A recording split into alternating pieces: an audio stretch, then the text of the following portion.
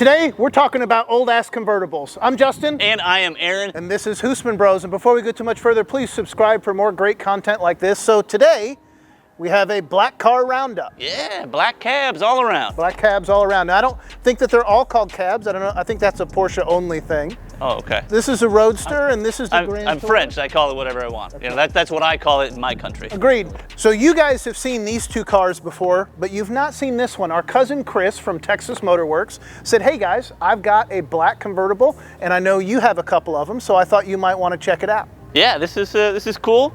Are you a Pontiac man? I'm not a Pontiac. Are you a chieftain? I don't know that I'm a chieftain either. Well, Dad used to have one of these. Kind of. He had the Saturn version, which was the Sky. Yes, the red line, which was the turbo. So it was a fun car to drive. Yeah, it had a turbo in it. It was nice. Now, this is the non-turbo version of this car. That's right. So we have no turbos here. No turbos here. This is all naturally aspirated. All naturally aspirated. We have a 3.6 liter flat six. Flat six. A 2.4 liter four-cylinder. And the big dog. And the big dog, a 4-liter V8. So Justin, as much as I love my black convertible, why are we here talking about 3 black convertibles today? There's a very good chance that given the demographic of our audience, that many of them are either heading into midlife crisis or they're ready to sell the motorcycle they bought during their midlife crisis, and they think Roadster is where it's at. I would agree with that. And here we have 3 different Roadsters. Now maybe your midlife crisis does not coincide with a lot of money in your bank account to go drop $100,000, $150,000 on a convertible. So you might be looking in the used market. And if you look out there, here is a sampling of what you might find. We've got a few different price points here. Right. And so we want to talk about those and tell you just some of the pros and cons, the pitfalls, the things that you might look out for if you are out shopping for a late model convertible. Right, so we have a couple different years here. This is a 2001. Okay, I've got a 2004 here, and then a 2007 Pontiac Solstice. Perfect. So from a price perspective, this one, I mean, now I'm going to value it high because I have a big stack of receipts. I've done a rolling restoration on this car. So I'm going to say about $10,000 on this car. And I think that's fair, you know, just because, like you said, it's quality of what you got. This one is probably going to be about a $13,000 car, 13, 14-ish Now, range. this is the naturally aspirated version. Yeah. There is a turbocharged version, which is the GXP. Yeah. And the GXP has a 2-liter motor with a turbocharged. A lot of fun, but this is the NA. That might be a couple thousand more. Yeah, and I think it's just a similar story because here we have the 911, the 996 generation, and depending on what you get, if you really get base level, you can get into this for about $20,000, and then they go up from there because you've got different levels. This is a 4. I mean, all-wheel drive. It's a manual transmission. And so this one, I paid closer to $34 for this one. Likewise, if you had the XKR. The XKR, if I had the turbocharged version, that would probably be in the 20 to 25 range for this car. Yeah, and for this one, the GXP version, what did you say it was going to be, 25, probably closer, 20? No, probably closer to 20. These, because people are sleeping on these, and that's one of the reasons we brought this out. At the core of it, nothing against it, but it is a Pontiac, which doesn't carry the same marquee as obviously Porsche or maybe even Jaguar. I think a lot of people don't necessarily know about these. I mean, this was the first 2-seater for Pontiac. I can tell you the kids don't know what Pontiac is. Right. This was the first 2-seater Pontiac made since the Fiero in the 80s. Oh, wow. And so they made... And the last as well. And the last, right. Well, there's that. They made quite a few of these, but not nearly the numbers that these were made in. Absolutely. So a little bit rarer car. So that's what your price point that you're looking at. Now, what about the pitfalls? I mean, we are talking about used vehicles. Well, before we talk about bad things, let's talk about the good things that you good get. point. Let's start with the good. Here we start with a 4-liter V8.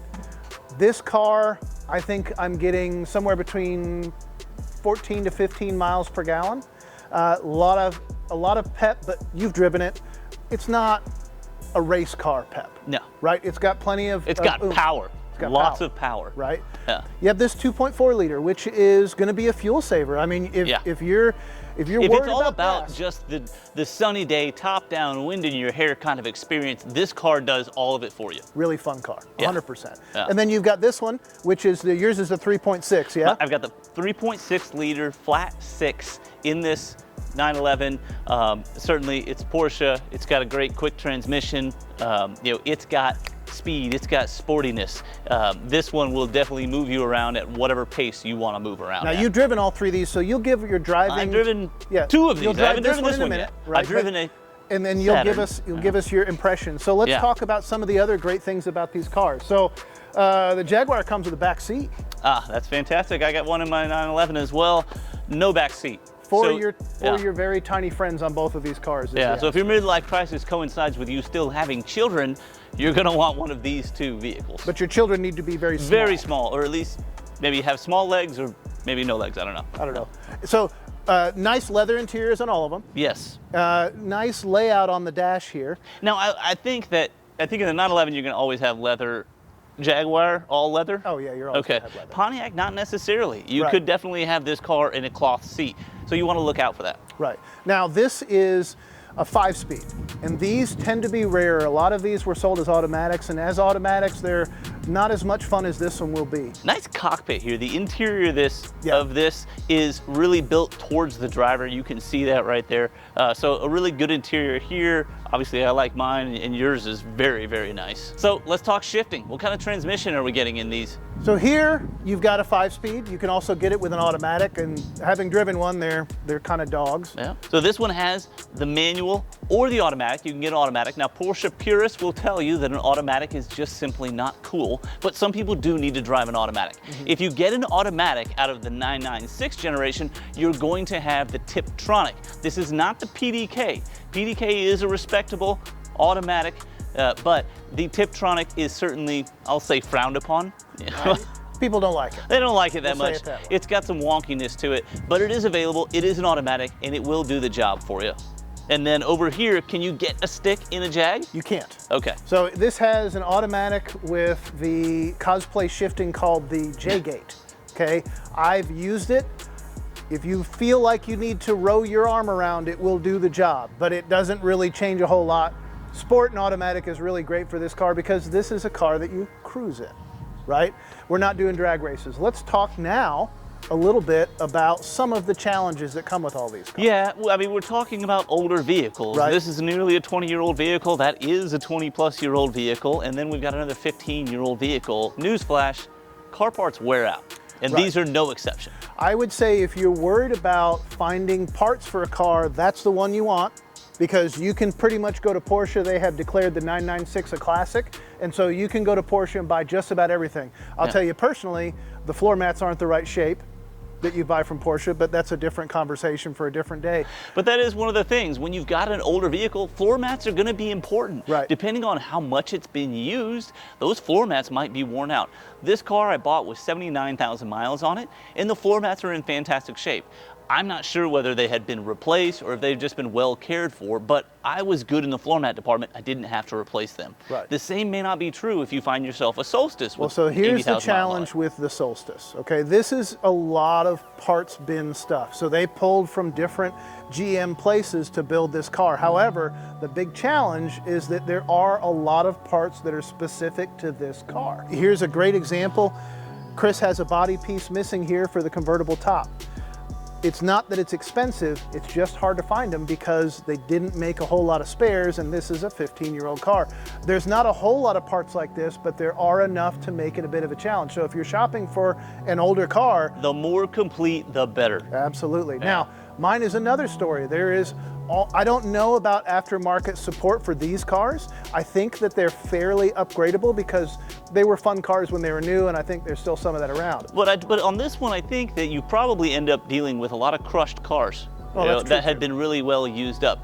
The thing that I know about the Jaguar is there's always a Jaguar junker out there that you can buy. So parts cars are readily available for you. But aftermarket support is not. Right? Exactly. I bet there's an exhaust for this one. I know there's exhaust for those. There is an exhaust for this one. I'd have to write away to Ferries in England, have them build it for me specially, and then I could get it, and it would be probably about as much as the car is worth on Blue Book today. So aftermarket support, very little. There's a little bit more here, especially from a performance standpoint, and then Lots. here, you've got as much as you want. Yeah. Now the parts may cost a lot. If you're dealing with a Porsche, there are some parts that are going to be expensive, but then there are some parts that are just not that expensive. A great example is these cover plugs for the convertible top. These are cheap if you have a black car. They're 20 bucks for the set, so really not bad, versus I think you paid 40 or 60 for yours?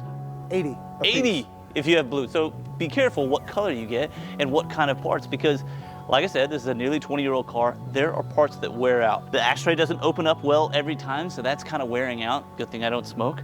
The cup holder, same kind of thing. Sometimes it comes out, sometimes it doesn't. It doesn't automatically spring like it used to. So let's talk about cup holders in general. Yeah. These early 2000 cup holders are very fragile. They're not built for your big gulps. They're not. Well, they're also all very twitchy, right? Yes. This probably is one of the rarer parts of this car when you mix it with the 5-speed and the working cup holder. And remember, I talked about vehicle-specific parts. Yep. Well, that's one of them. And so you're not going to find that anywhere else. And so if it's broken, the odds of you finding another one are very, very slim. And the thing about this car in particular, it was a very affordable car from the start. And so it was not surprising to see someone in their youth to be driving around in one of these cars. And I don't know about you in your youth, but I didn't take care of things quite the way that I do now in my old wisdom. Of these 3 cars, I would say this is probably the one that's the most used up in general. Consumer grade for sure. No, I don't say consumer grade. Just used up, for like the I said. people. For the people. Yes, right? absolutely. Cup holders in this one also are very fragile. Yes. So it's one thing you're looking at with all these cars is these parts are old, the plastic's old. My cup holder is broken. It's been broken for quite some time because it's super fragile and really not great design. If you're gonna buy a late model convertible, you want it to be a fun car. You don't wanna have to be in the shop all the time. So you wanna look out for the mechanical red flags of the car. And these have some of those mechanical red flags, and the 996 is certainly no exception to that. It has the IMS bearing. Anybody who has a 996 probably has nightmares of people saying IMS bearing in their dreams. But it is something to watch out for. It is something to keep up with. It is a costly repair, but it's not a deadly repair. I mean, you're talking about a $4,000 or $5,000 repair, which if you pay $20,000 for the car, that's gonna kind of suck. But if it really is an investment piece, maybe it's not so bad. But the IMS bearing is important. I wanted to make sure when I got this car, it already had the IMS bearing done. The repair is not bad. The failure is catastrophic. If the IMS bearing fails, then it's going to be bad. So if you pick one of these up and the IMS has not been done, you are playing with fire. Plenty of them don't go bad, but the ones that go bad go really bad. So you gotta watch out for that on this car. Justin, what about you? Do you have any mechanical bugaboos? I mean, certainly, that's not the only one here over the 996. There are other things, but that's the big one that everybody talks about. As cars get older, you discover what causes that catastrophic failure, right? And so this car, our catastrophic challenge are your timing chain guides, the tensioners. They're made of old plastic that's already 20 years old, and they were breaking when they were new. So if you buy one of these cars, make sure that your timing chain tensioners are done. That's the big gotcha on this car, other than the fact that it's a Jaguar. Unlike the IMS bearing, which is a thing that may or may not happen. When it happens, but sometimes it doesn't. The tensioners will always go bad and wreck this car. On your car, you've got the tensioners. On my car, I've got the IMS bearing. But what about the Pontiac Solstice? What are the mechanical gotchas on this one? I don't think you have any mechanical gotchas. This 2.4 was used in so many GM cars. Yeah, Malibu and, they had it and right, many others. Right, and there's also the aftermarket support for that as well. I think your biggest gotcha on this car are these little pieces. Yeah. You know, these little things that can go missing and go bad. Don't assume you can find one. Yeah, but that's the thing, is if really your goal is to get yourself a fun convertible that you can hop in and drive anytime you want to, if you're talking reliability, this one does stand above these other two. Speaking about reliability, let's talk about cost to own and to run. Yes. Okay, I can tell you that having just replaced a tire on my 911, that was rather expensive. The tire itself was $400, and then I had wheel repair that went with it. I don't think your tires or wheels are going to be necessarily a lot cheaper here. Well, you got low pros. I mean, you want to have sporty tires, right? Well, let me say this. I actually did some research on what it costs to run one of these cars every year. Okay. And it was under $400. Oh, well, that's certainly that's pretty cheap because it's not I know on this $400 one, over here. Right. I pay several hundred for an oil change on my car. You know, and I just have to leave $400 in the glove box, and sometimes it just disappears. Yeah. You've got the elves. So this one is a lot more complicated because also with this car and this car, you really should be going to a more specialist mechanic. Yeah. Frankly, you can take this to Firestone and be just fine. Yeah. You know, whereas I can tell you that I got fired from NTB for having this car. At one point, they just I don't think the car was the only reason you got fired from NTB. I'm a good customer. Yeah.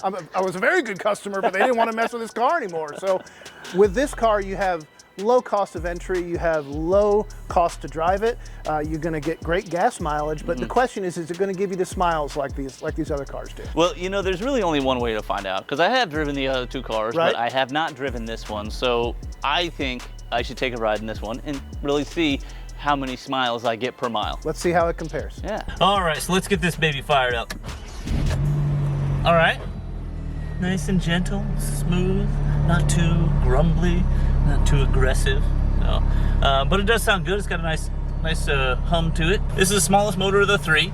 I gotta be honest, I don't have a lot of hope for the performance of it, but we're gonna drive it anyway. It's a stick, and the stick's always fun to drive, even if it's a go-kart. So we'll check it out, put down our brake. Clutch feels very light.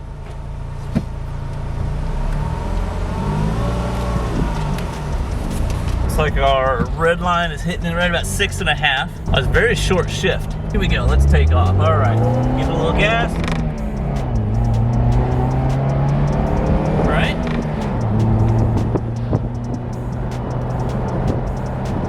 So it's got some pep to it, certainly fun.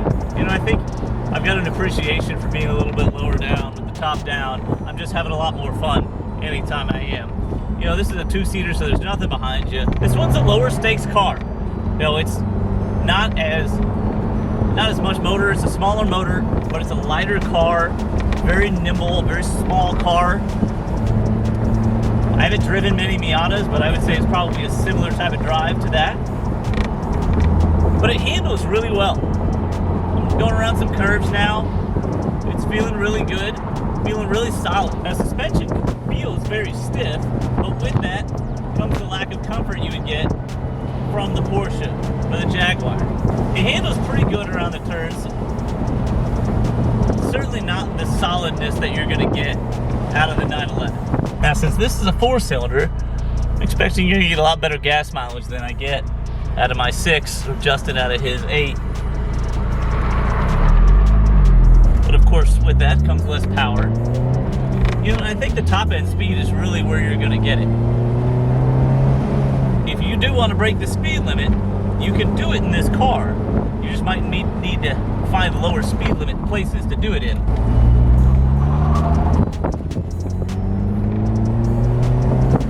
That was a nice little turnaround I did. I just can't do a little cul-de-sac. Gave me some gas as I was turning. I don't consider myself a drifter, but you can hear it skipping along the pavement a little bit.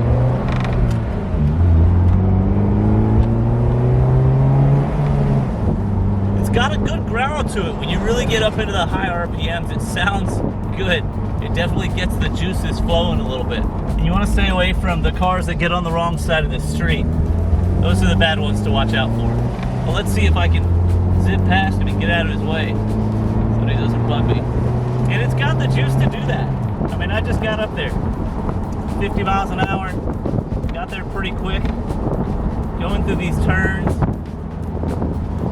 The seats don't hug you very well though. I've got a lot of movement here. And again, that could be the different variations. Maybe the GXP has better seats on it. But it does have good brakes. I just had somebody pull out in front of me and I was able to stop on a dime. So I'm pretty happy with these. And there you have another benefit to a lightweight car. Not only can you accelerate faster with less engine, but you can stop faster with less brakes as well. This is a manual, obviously, and this manual feels pretty good. The shifting feels good. The clutch I don't love. The clutch is a little light, and I don't know, I'm just not a big fan of it. It doesn't feel like there's anything there. But the shifter feels really good, feels very mechanical, feels like right here on top of the transmission, just pushing through it, and certainly we are. This is 2007, so it was before we got on very, very digital. You know, it's another thing I really like about all three of these cars that we're talking about. They're all very analog. They're pre-digital generation, and I personally prefer that. I like buttons more than I like tapping on screens. So I like that a lot better. Not to mention, I'm driving the car. I like to stay in control of the car. I don't really want a computer overtaking what I'm trying to do to tell me what it wants to do. I want to feel the car when I'm driving it, and This one gives me that feel just the same as my 996 does. So now I've driven all three, and I would say overall, here are my impressions. If I want to go for a road trip, I want to take that Jaguar. If I want to go drive around all day long doing a rally, I want to take my 996. But if I just want a convertible to bop around town that I can just really get all over, I'm good with this Solstice. Certainly price being a factor, but this Solstice is a great one that I can run to the grocery store and not really feel like I'm abusing it. I can just run my errands in this car and not feel like the starting and stopping every time is really going to deteriorate this car. This car is just the more reliable car. So if I want to run around town, I've got to run some errands, this is the car that I want to be driving. It's more affordable to drive, more affordable to own. If price is really a concern for you, this is the car. It's a lot of fun. It is absolutely a lot of fun. Truthfully, I do not need to go nearly as fast as I do when I drive around town, and so this car would certainly help keep me out of trouble a little bit more. Okay, so you're back from your test drive, and before am. we go too much further, I wanted to give you a compliment. It's a very nice shirt. Oh, this whole thing? I hardly ever wear it. Now, what are your impressions of this car? Well, you know, it gave me some memories. I had some flashbacks of Dad's Redline. Yeah. Because obviously the interior is very similar to that, and the car itself is very similar to that. But what it was is I was chirping these tires left and right, and it reminded me how easy it was to chirp the tires on Dad's Redline. So, you know, there are two different versions of this. The Redline is the turbo version, or a GPX maybe on this, I forget. Yeah. So you've got the turbo version. Does this one feel lacking compared to that turbo version? I mean, that one was a beast. It had some modifications to it. It had the turbo on it, and so it was a beast. It just felt like it was ready to take off on you. This one is not quite the same, although I will say this one is plenty sporty. Gives you plenty of performance, gives you plenty of feel. Like I said, I was chirping these tires in a lot of turns I was going around. I did some really hard curves, and it held really well. I did a quick turnaround in a cul-de-sac, and I was chirping the tires as I was going around. So I had a lot of fun on my drive. This really does give you a lot of sportiness, and certainly with the 6-speed, it feels really good. The 6-speed feels great. The clutch is a little light for my taste, but overall, it was a fun drive. It's a lot of bang for the buck on this one. A ton of bang for the buck. I just really think if this is if this is what you're into and this is where your price point or your target lands, I think you're gonna have a lot of fun in this car. You say what you're into though. Yeah. And do you have a favorite of these three? You know, and that's the thing. You know, it's tough to have just one favorite, especially since I'm very, very biased, but I think that all three of these have a different purpose. If you want to go and take your convertible and do a good road trip and see some beautiful country all day long, you got to take that Jag. That's the best car for it. You're going to have the most comfort there. If you want to go and do a rally with some other car enthusiast, or you want to do, you know, your own personal rally and really get into the twisties, this is a great car for that. Absolutely fantastic. If your thing though is really that you want a fun car to drive around town, to be able to run your errands, get a little bit of speed, get a little bit of wind in your hair, and just enjoy a nice day in your convertible, I think this car is great for it because you're gonna have a lot more reliability. You're not gonna worry about how much it costs to drive it to this many stops in a day versus what could potentially break down in some of these other cars. So I think they all just have a different purpose in life. Excellent. I think they're all great buys, and I think they'll all be a lot of fun. Yeah. Maybe this one not so much if you're not looking to spend more money all the time. Hey, but it's cheaper to get into. That's true. I mean, You know? lower starting point. So now Just there's where only, you want to spend your money. Right. There's only one test left, I think. Yes, this is an important one. This is an important one. Of course, into every life, a little rain must fall. So we want to know the most important part of convertible, I guess, is how easy is it to get the top up? How quickly can we get that top up? So, Right, so we need to check this out, but I have two hands of my own, and they'll be over here, and your two hands are going to be over there. Right. So we're going to need another set of hands here. So let's bring Chris out from Texas Motor Works to introduce him and let him put the top up in this car. Yeah. Now, why don't you get him out of the isolation chamber there? We've kept him in the dark for a little while. So Chris, if you'll, you come on out. So first, folks, let's introduce you to Chris from Texas Motor Works. Chris was kind enough to bring this car. Texas Motor Works is an auto dealership that specializes in fun cars. And Chris also helps folks with Bring a Trailer. We actually went to go watch one of Chris's last Bring a Trailer auctions go, and it went for $10,000 over the expected ask. So if you're looking for Bring a Trailer, Chris might be your guy. So Chris, we need your hand. Okay. We're gonna see. Probably both of them. On this car, yes. We're gonna see whose top goes up the best. All right, so we're gonna have a race. What are the rules of this race? So the rules are we're gonna start in the driver's seat. Okay, because it might be raining. As if we're driving, and we're raining. Now, I can tell you that my car won't go up if I'm going faster than 5 miles an hour, so we're gonna presume we're at an intersection here. Yeah, I think mine will go up if I can go like 5 to 7 miles an hour, something like that. So none of it's good if we're on the highway, we're all stuck. But generally speaking, I don't like driving while I'm putting the convertible down. And when I say 3, that's when the stoplight is red, and we need to put our tops up because it just started raining. All right, gentlemen, to your cars. Here we go.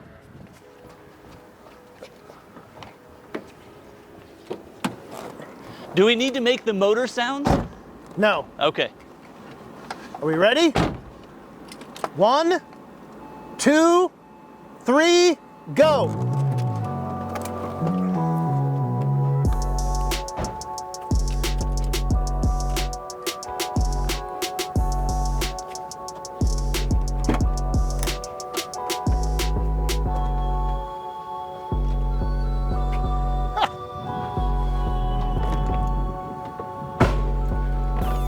Am I done, or do I need to wait till the windows roll up?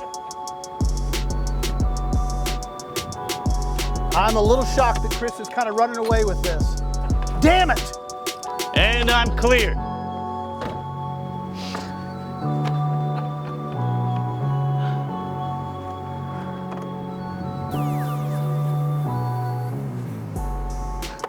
Are you still working?